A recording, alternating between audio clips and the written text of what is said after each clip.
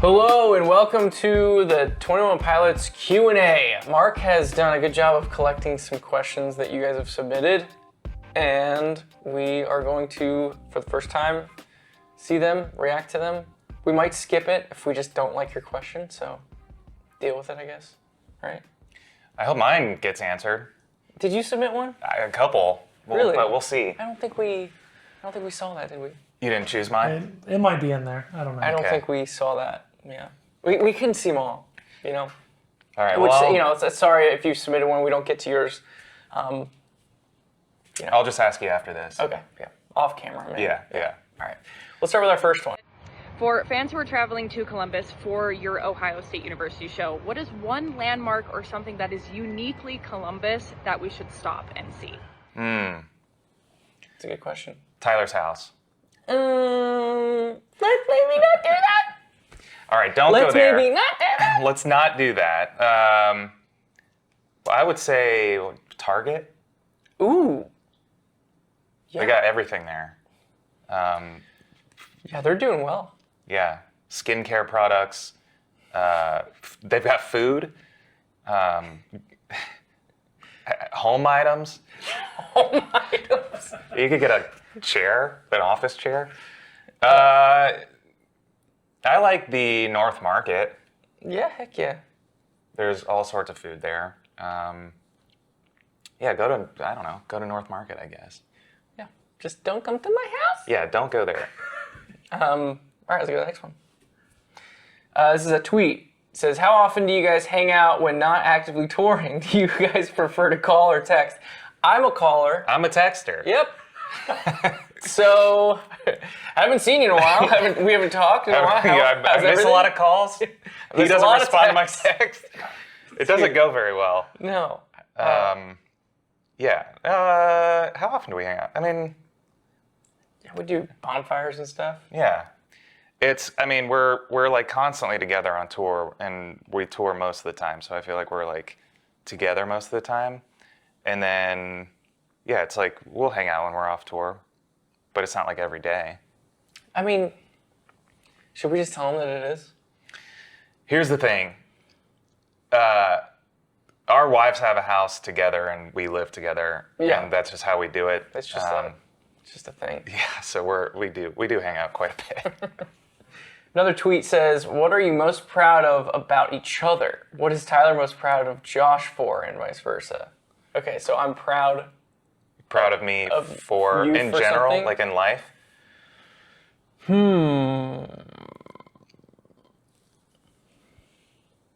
mean, I'm proud of Tyler for being in a movie. A movie? Yeah, they just watched it. Oh, that movie. Yeah. Yeah. Thanks. I mean, great job. I'm proud of Josh for also being in a movie, but not that one. Weren't you in a movie? Oh, Fast X. Yeah. Josh was in Fast X. I think we have a clip. Let's roll the clip. Sorry. I'll just wait. You know what? I'm just. We'll just if you want to just go. We'll stay here. You guys Go you guys around? go around. Great. Go around. Oh yeah, Josh. You look great. I was in a movie with John Cena. Yeah. Crushed it. Yeah. So I'm very proud of you for that. They actually, on the way to set, they were like, is Josh part of SAG or whatever? Because they want him to say lines. And I'm like, dude, okay, I've never been in a movie, and now I have to learn lines. I wasn't expecting that. And so then, the directors made me like, improv some lines, and I was pretty proud of it. And then they didn't use it at all. So it's just. Are you allowed to tell us what the line was? Yeah. What did I even say? Was it? Are you John Cena? Yeah. Just ruined the whole. No, I think it was something about John Cena was wearing a shirt that was like a fart related thing, and my dad thinks farts really funny, so I told him that I said, where'd you get that shirt? I'm gonna buy that for my dad. And everybody loved it on set, or at least they pretended to, but they're all actors. They were pretending. So that's a good Next. That's a good line. We're not gonna use it. They loved it. But everybody's laughing. That was a laugh track. Yeah. All right, next one. If just one day you could switch place with the audience and watch your show as a fan, standing in the middle of the crowd, what moment would be the most exciting to experience from the audience perspective? It's a very good question. I think, is the pyro hot from the crowd? Like, can they feel the heat like we can? I would assume. And then is the cryo, the big puffs of smoke, is that cold to them too? You know what? But that might be nice. Yeah. I can't imagine a world where being in the pit and feeling fire feels very good, unless we're outside and it's cold. But I feel like I actually look forward to the cryo when that happens because it cools me down a little bit. I would pick Josh's side. I'd be up close, and I'd want to hold you up.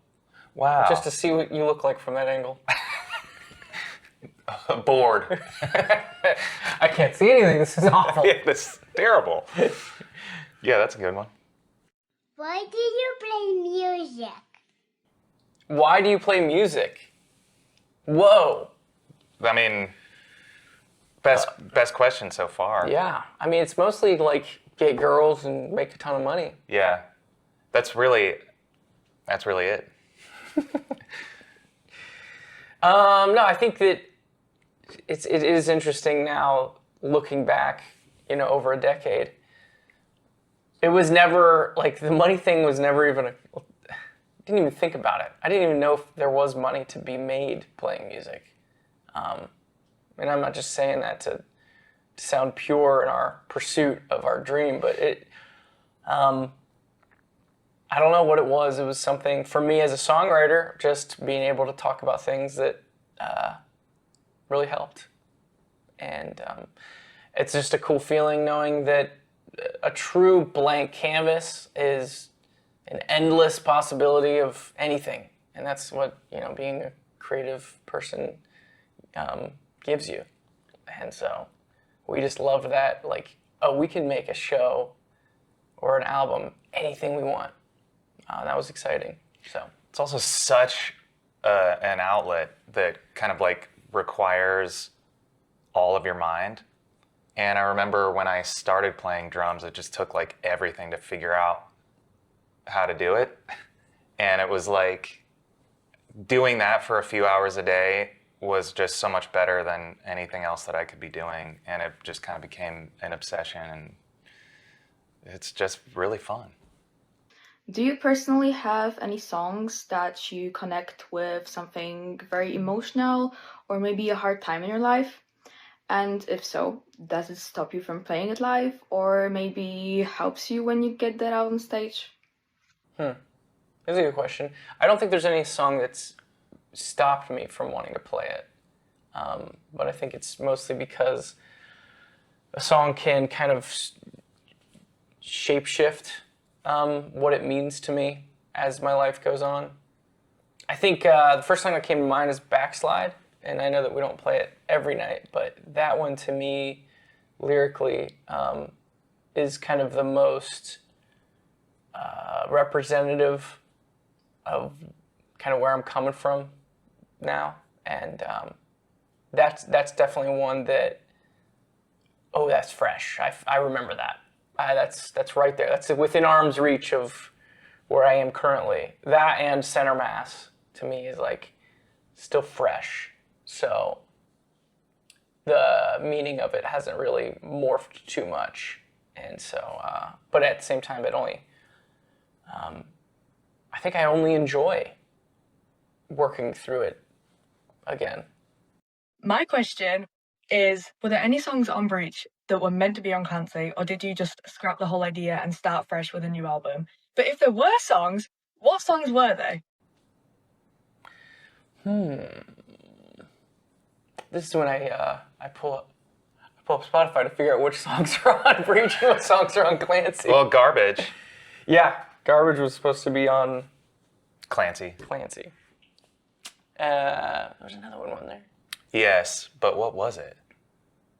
I'm trying to think. I think, no. Yeah, there was at least one other one. I mean, in your defense, those were released right back to back, Yeah, so of course yeah. they couldn't go together.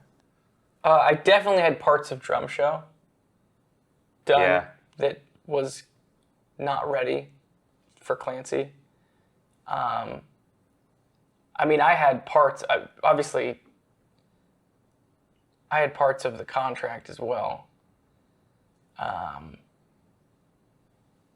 And I mean, Tally, like some of the guts of that song are really old. Yeah. And just never quite figured it out. So I do remember specifically, though, Garbage is like pretty much being done when we put out Clancy. And that was kind of part of the conversation about another album. We're just like, well, let's save it for the next album. yeah. This one says, why the idea of Josh Tower? Was it specifically for pointing at it during the RAWFEAR lyrics? I could build a tower. That is so clever. You picked up on that. It absolutely is.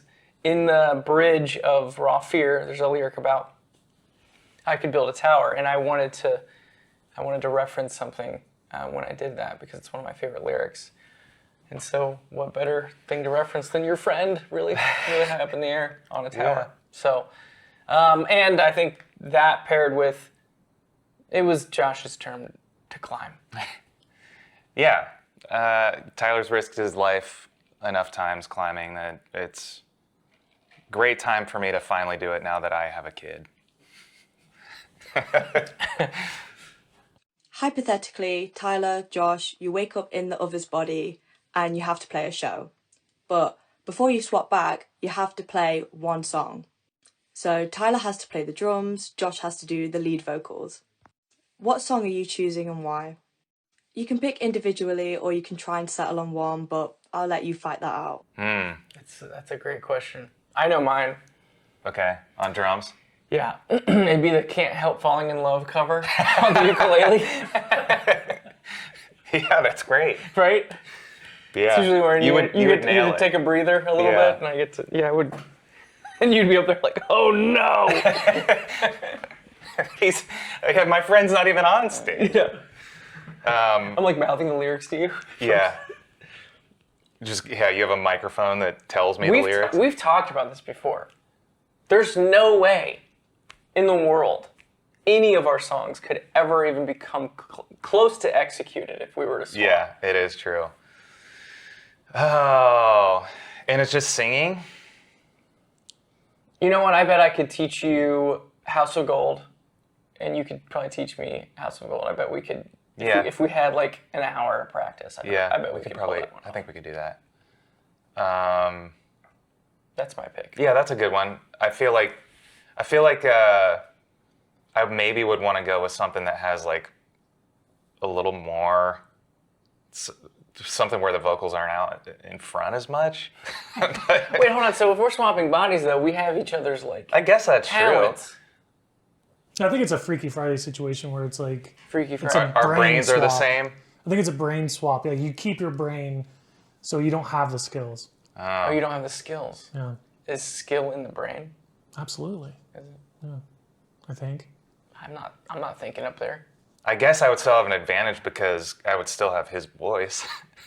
Yeah, you would keep Right. his voice. And do I get his muscles? Yeah, I think so. Then I think any song. Because his would be muscles fine. aren't from his brain. Right.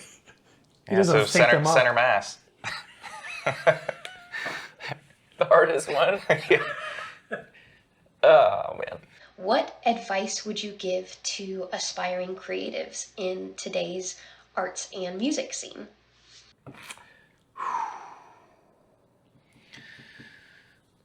I gotta be honest, guys. Josh and I talk about how hard it is today for someone to find their spot compared to when we first started. So, first and foremost, want to acknowledge that it's tough. There's it's very saturated out there. And I would say that the most important thing is, it sounds so cliche, but to really be yourself. I think audiences, when they come together, whether it's an online audience or in front of a bunch of people at a show, there's this collective like hive mind think where they actually get very smart and they can smell if you're not being authentic and if that's not really who you are. And I think a lot of people kind of go wrong thinking that they can kind of trick them all. So, like the way that you are, the thing you like, the thing you create, that's what you have to offer. And if you feel like you got to chase all different versions of like, what if I, became this or I became that, that's an endless abyss of options that'll probably not work. I was going to say the same thing. Yeah, right? Authenticity. Question number 1, Death Cab for Cutie is opening for you at OSU. Are you worried everyone is going to leave when they're done? Okay, I will say that fan had a bunch of questions and they all just roasted you guys. That's great. And that one was like kind of like the least tainted, I think. That's great. I love that question. I'm leaving. I gotta go after that. Yeah, I probably will. I gotta go get ready for something. No, I mean, we've talked about them for years now, but Death Cab is probably collectively our favorite band. Yeah. Yeah. I think it's so cool that they're playing. Don't leave, though. Wait for our set. Yeah, at least watch like half of it. Yeah. And then you can go.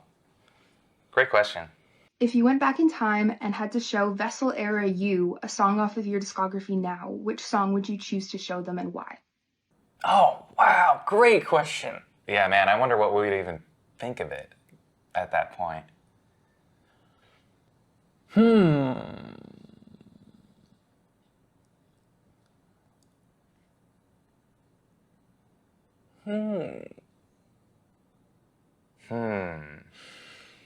Vessel era.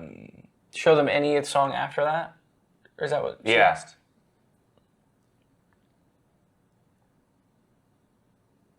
Take your time. Are we at 20 minutes? And cut. Yeah. Man, I think I would say it would be really interesting for like 25. How old are we? Like 25? I don't even know how old I am now. Yeah, that's true. Like 25-year-old me to hear like Levitate or Navigating. Yeah, I guess I would probably pick, I think I'd pick maybe Overcompensate or Backslide. It's interesting because I feel like growth is so gradual, but then enough time passes and then you're different from them. Yeah, but also I think I picked those songs specifically because I was like, hey, you're still doing it. You're still doing the thing that you're doing now. Because I think that as an artist, especially at the beginning part of your career, you imagine all of the, reinventing you're probably going to do. And that's kind of like a defense mechanism because it's like, well, if what I just did is not good, I can like turn it to something else and almost look back and judge what you've created. Yeah. And I think that it would be good for me to know at a younger age that like, no, that thing that you're working on now, it's like, yes, there's some change and there's some, it's slightly different, but it's mostly still intact. So love the thing that you're doing right now. Yeah, it's great. There's a tweet that says, do you have, it's not a tweet, what is it? A post. A post that says, do you have a specific cooling down process post-show? And does this process differ across festival shows compared to regular tour dates due to the generally different time frame between show dates? That's a great question. Yeah, I would say for me, yes and yes. I've got a playlist that I made that's it's very calm, and I used to just like have just a candle in the room and turn the lights off and like lay on the floor for like 5 minutes. Really? Yeah. Dude, don't tell people that. That's dumb. It's very, it's the contrast between going from, thousands of people. I don't know why I said that. It's not dumb. Well, he thinks it's dumb. No, it's cool. You can think it's dumb too. No, it's not But dumb. this is It's what I cool. do. No, you lay down. And I think just going from that to then just kind of normal, is weird. Yeah. Like a in between that's like something that's the complete opposite from that. I think that when I was younger and I worked in some restaurants, sometimes you had to eat really fast, like whether it was in between a shift or they let you like take a break for a second, or one of the customers didn't pick up their food and you had to slam it before your manager sees and you eat their food. Have you ever done that? Yeah. Yeah. So I used to have to eat really fast, and now I still eat really fast for no reason. Every time I'm eating really fast, I think this is from when I was working at a restaurant. So now, festivals, the schedule, when you're done with a show, especially now that we're fortunate enough to be playing in a headline slot at the end, the pressure is, can you shower fast enough to get into a vehicle to beat traffic out of the festival grounds? And now I think I shower really quickly no matter what, and I think it's from playing festivals. And then he's always sitting in the van waiting for me because I'm laying on the floor. Yeah, I'm like, where is this guy? So then we're just in gridlock traffic every show.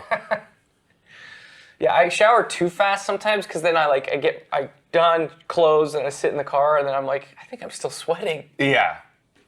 Here's one that says, what helped you and Josh establish such a close bond? Kissing. Next. Tyler and Josh, you guys have been creating for over 15 years now, and I'm sure that every tour and every experience is different. But you've released Clancy and Breach back-to-back, along with back-to-back tours. What I'd like to know is, what is a lesson that you have learned this time around? Wow. Yeah, it was a lot. It took everything. It took everything we had to do all that. Time management is big. We wouldn't have done what we did if we didn't, become disciplined. I think that there's an aspect of when you're a younger creative that you kind of like obey the creative juices, receiving from the universe. And not that that's not the case anymore, but sometimes that can be the excuse to not work at it because you're waiting for something. But having good time management requires you to be in a position, force yourself to be in a position to receive that idea. And I'll tell you what, there's a lot of making albums that is just busy work. It's, blue collar. You wrestle the song to the ground. A lot of album making is doing that. And so kind of two sides of the brain, really. And I enjoyed kind of bouncing back and forth. But yeah, time management's huge. If you guys could forget any moment that you've shared together, just so you could experience it for the first time again, what moment would it be? Well, tell them about my issue. Oh, well, okay, so it's actually an interesting question because Tyler does forget most moments. And we'll show up at a festival and I'm like, oh yeah, we played here. He's like, we played at this one? I'm like, yeah, do you remember this thing over here, whatever? And he's like, no, I don't remember it. So there are a lot of moments that he has lived that he gets to live again. Yeah, Josh tells me stories about us all the time. I'm like, what? Yeah. And then what happened? Yeah, it's kind of awesome, I think, for him to just constantly be on a new adventure. Because, yeah, we have been doing it for a while, and so inevitably you go back to the same places sometimes, and in some ways it's cool to be like, oh yeah, I remember this, but to not remember it at all is pretty cool. I would say maybe also the first time it was the two of us on stage. It was sort of a last minute thing, and we I do remember that. Yeah, we like there were like recorded bass parts that Tyler had that we routed through a bass amp, and we didn't know if it would work until we started the show. And the second that the bass came out of the amp, and we were just like, that's pretty cool. It was so sick. Yeah, I would relive that. That was fun. What has been your favorite music video to like make and just give to us as fans? Thank you.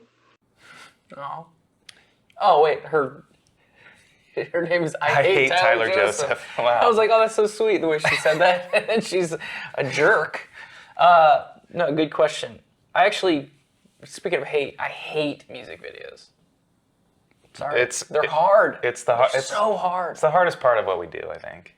Yeah, I mean, whether it's talking to Mark or other people that we work with that, they do music videos all the time, all year, like it's their main job. I just look at them and I go, I can't believe you do this every day. Because it's just such a high pressure, it's physically taxing. I can't think of a single music video that I want to do again. Yeah. Backslide was probably the easiest for me. Yeah, that one sucked. My butt hurt so bad. I got to kind of get Tyler back for that's true. Making me do all sorts of crazy stuff. Hi Tyler, hi Josh, my name's Nick, I'm from Ohio, and my question for you is if you could put the Clancy storyline into a different format, being movie, book, video game, comics, what would you pick and why? I love video games, so I would pick a Clancy video game. I think that would be awesome. Yeah. I'd pick book, I think. I've always, and I've thought about trying to just at least putting it all in one spot. Yeah, I think a book would be cool. I feel like a lot of the story is represented through video, music videos and it visually, and it just feels like it would be hard. It'd be interesting starting from the beginning, making a movie or TV show out of it. And reading something, I feel like you can kind of fill in the blanks yourself in your mind, and there's something cool about that. This says, what was it like learning and filming the fight scenes for the City Walls music video? It was very fun, because there was this, going back to the previous questions about what music video I'd like to do again, I did like the fight scene part of City Walls, because there was an air about everyone on set that, can he do it? It's like, can he pull it off? Can he? Because they had a stunt double ready to go, which we did use for a few of the big flipping and landing on the ground, but I did land on the ground a lot as well. So it was almost like stunt double was on deck ready to come in and sub for me if I couldn't do it, and that fired me up. I was like, I'm gonna figure this out. I'm gonna do this. I'm gonna commit. I've gotta try to just soak in, wait, how do you sell that you got punched in the face? And man, it was, it made me appreciate, those sorts of movies and TV shows for sure. But yeah, I liked it a lot. What is a skill you guys are terrible at but wish it came naturally? I wish I could draw. Terrible drawer. I probably wouldn't ever really use it, but I kind of wish I was just sick at dancing. Why would you not use? Can you imagine being sick at dancing and never using it? Yeah, I mean, I guess I would. I guess I would. Are you doing that right now, actually? Are you maybe sick at dancing? Well, I don't know. I never do it. Maybe I'm sick at dancing. If you had one question for us, your fan base, what would it be? And you're only allowed one question. What would you like to ask us? Throwing it back to you. Thanks very much. Good question. I guess my question would be, what gives you the right? That's perfect.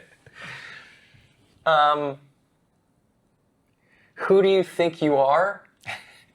And Yeah, I don't know. Those are probably jerk questions. I would like to know.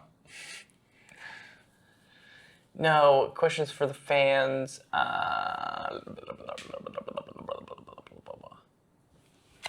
Yeah, I guess.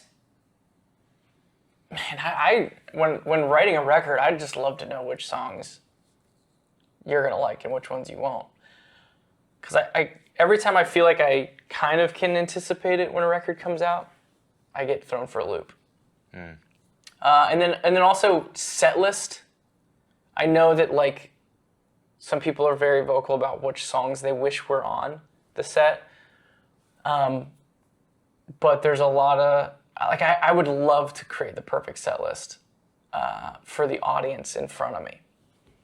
And I've always thought about some way to like get some sort of survey from the people that are going to be at the show. Not just like a general survey of all fans. Yeah. That would be something that I would like to know exactly which songs they would like to see. Good questions.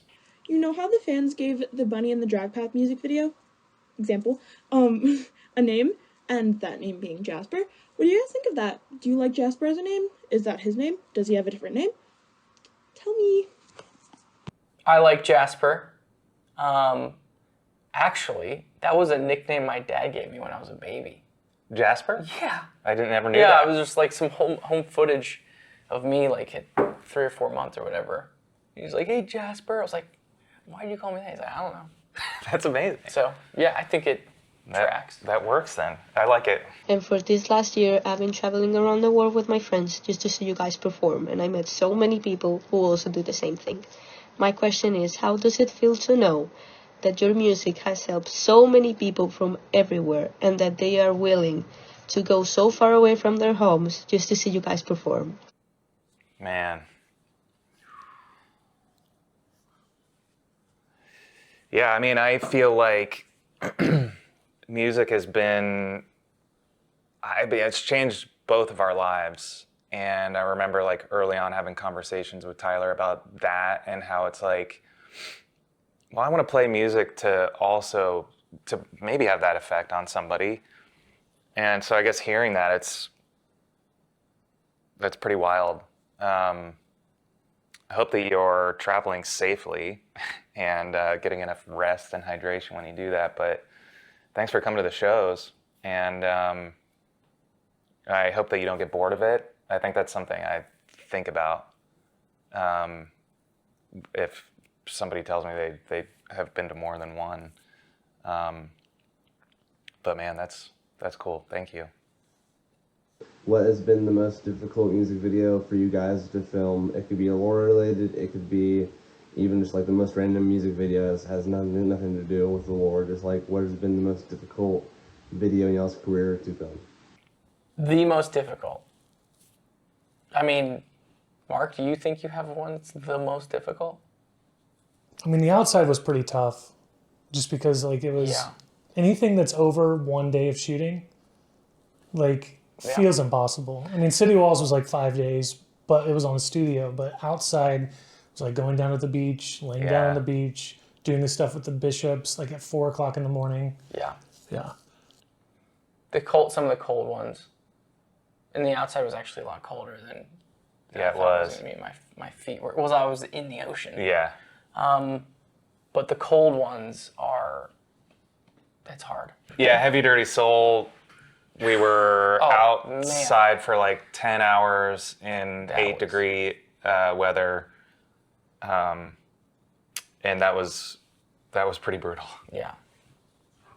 Hey Tyler and Josh, my name's Ashley, I'm 28 from Chicago, and my question for you is, what was the moment when you realized we've become bigger than we ever imagined? Thank you. Ooh.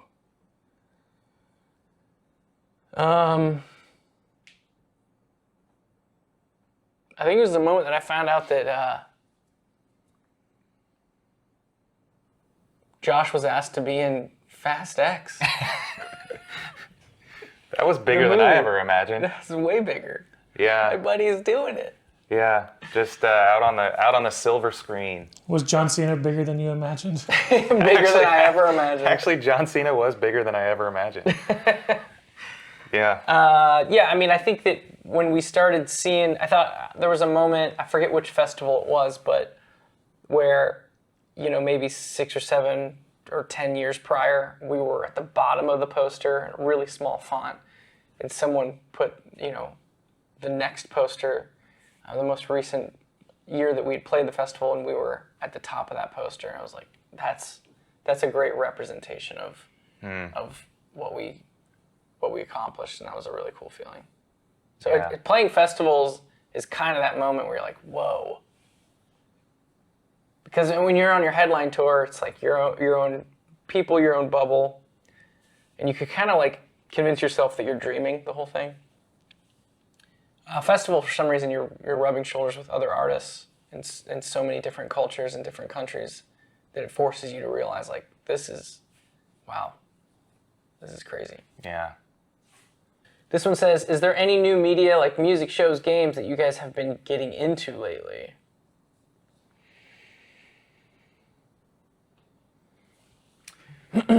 Can't say that I'm into anything lately. It's not cool to talk about, but I do have children. Josh has got a kid. I don't know, did you find time to get into shows and games and music while being a dad? No. That's what it is. If you're wondering when your parents became uncool, it's you. You made them that way. They were very cool, I'm sure. They had getting into new music shows and games. A lot of hobbies, a lot of interesting things to talk about, and you robbed them of that. So, thank you. I think you're kind of off-center. So, can we finally get to the bottom of whatever the heck this was? Was there a different original premise for the City Walls music video? Remember this? No. So, the day one of the City Walls music video, if you notice my hair's longer here, it's because this was also the day that we shot the jumpsuit stuff because I had longer hair. And then later that day I had to shave it for the rest of the shoot.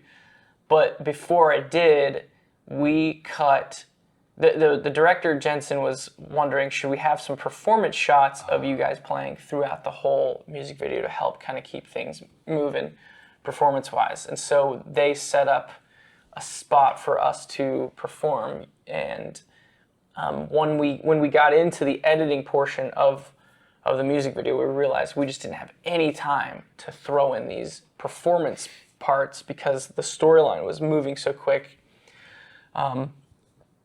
You'd think it wouldn't be an issue with a 9-minute, whatever it is, music video, but it was. And so we had to scrap that whole part of the performance stuff that we shot. But then at the same time, and this is the part of rolling out a record that it gets kind of like choppy and a little crazy, they needed different shots and footage of the music video coming up as promo for, I guess, a billboard and maybe some other spots, but we were not done editing the music video yet. So these were just plucked as good promotional clips, and we ended up not using it, and that's why it ever saw the light of day. I didn't even know this happened. Really? What are the chances? So it's a billboard of a screenshot of a YouTube video that wasn't done, and it was a clip that didn't get used. Yeah, we didn't want to have any of the story released. Yeah. We also didn't want to tip So our we're hat like, too let's much just too. grab the performance stuff, and then the next day we're like, this performance stuff isn't fitting. And then we wanted to release the performance as its own video, but there just wasn't enough because we undershot it because of time. And also we knew we had all that story to get to, so we only had what we would have used. And so it ended up being like its own video. Yeah. How late into the production of Breach were these lyrics from Tally scrapped for them to still end up in the official lyric sheet? Is there a version of the song out there that still includes them? Great question. Yes. Yeah. So the reason why you have to turn your album in at least 4 months early to get everything lined up for vinyl. And that's why a lot of releases don't have vinyl with them right away. And we've always wanted to try to line that up. And so a lot of times, especially with Breach, we were getting right down to the finish line, trying to get it in 4 months early. And what happened was I changed the lyrics of Tally after they'd already sent in the lyric sheet for the vinyl process. And so that's why sometimes there's a little bit of a disconnect between what is maybe on a lyric sheet, and also why sometimes there's a little bit of maybe some tweaks in the audio itself from the vinyl version to maybe the final version on Spotify or something. I just listened to this one the other day. For some reason, I Really? saw it on my computer, and I'm like, Dude, it's a good bridge. I always toss that stuff after I'm done with it. I like to keep it. And that's why we have downstairs. That's right. Because I threw that away 14 years ago, and Josh kept it. Do you have a favorite memory from touring, and if so, what is it? He has no memories of touring. Yeah, we kind of already, unless you have something else. Well, I mean, I'm excited to hear what he says, because I'm going to experience it for the first time. Tell me what we've done. Oh, man. We went bungee jumping one time. What? Yeah. And yeah, it was crazy. Was that when Tyler's rope almost snapped? Yeah, and there was, because it was like, there was water and there was like a bunch of like And alligators sharks, and alligators. sharks. It was, alligators and sharks. Yeah. They were Alligators swimming. and sharks? Yeah. But and then there was that guy standing on the beach with the eye patch, and he was like stroking a cat, and he was like, remember that. "Let's see if you get out of this, Tyler and Josh." Yeah, and he was like smoking a cigarette off of one of those like long things. Things, yeah. And you actually. Did I make it? You did, Okay. but barely. Yeah. I think you got to the bottom. The like elasticity of the thing was not working well, and you catapulted off of one of the alligators, and it got you enough to get back up to the. Oh wait, I touched the alligator? Yeah. See, I always thought it was a crocodile. No. Crocodiles have those skinny snouts. Oh, Yeah. see, that's why I misremembered. But that was definitely one of my favorite memories. Crazy. If you could tell your younger selves that you're performing in a stadium of 65,000 people, how do you think your younger selves would react?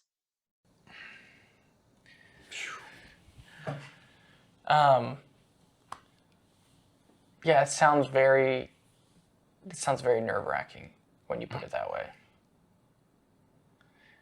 Yeah, and actually, I think sometimes we talk about.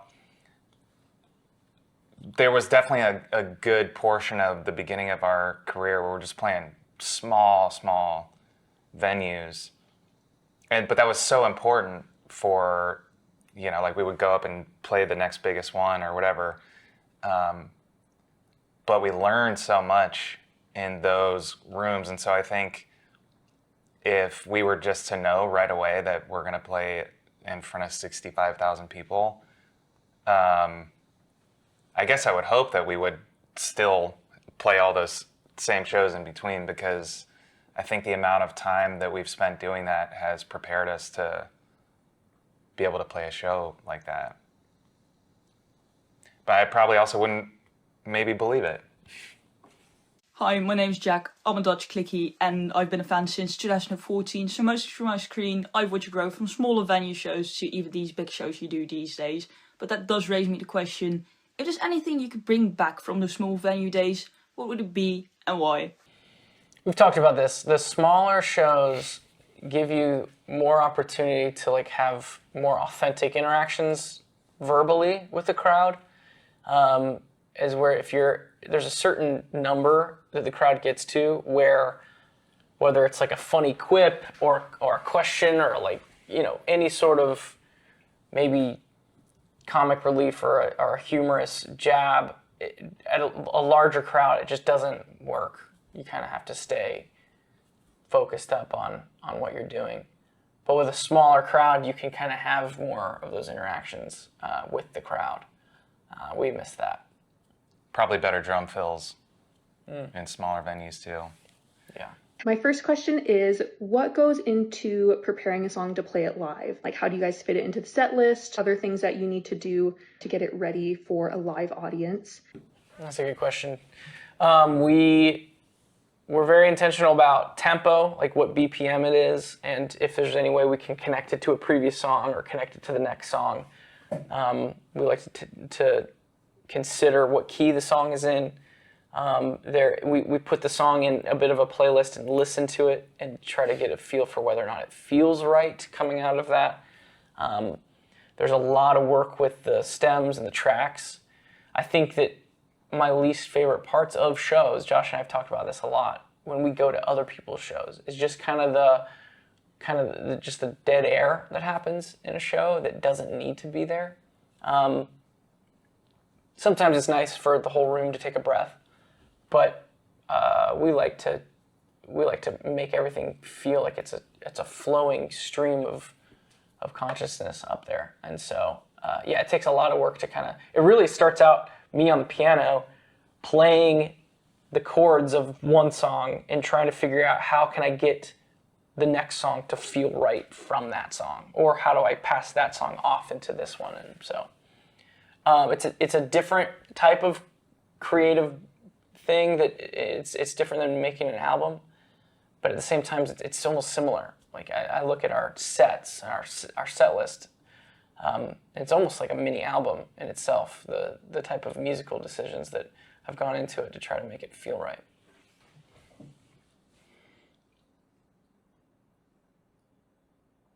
Bye.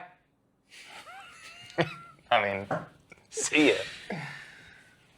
Thanks for watching our movie. Thanks for sticking around and watching us just talk gibberish. Thanks for asking us questions. And thanks for being you. Thank you guys. Bye.